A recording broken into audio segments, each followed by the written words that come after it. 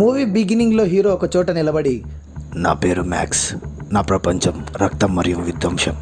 ఒకప్పుడు నేను ప్రమాదకరమైన రోడ్లను కాపాడే పోలీస్ అధికారిని. ప్రపంచం అంతమవుతోంది. ఎవరికి పూర్తిగా పిచ్చెక్కిందో అని తెలుసుకోవడం చాలా కష్టం. నాకా, మిగతా వాళ్ళందరికా.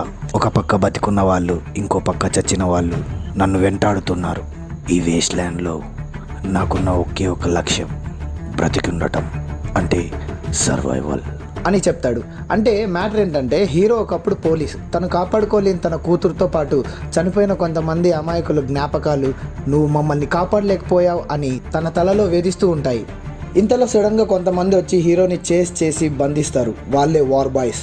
అలా బంధించిన వాళ్ళందరికీ ఒక ముద్ర వేసి వాడి బ్లడ్ గ్రూప్ ఏంటి, వాడు చేసే పని ఏంటి అని పచ్చబొట్టు పొడుస్తారు.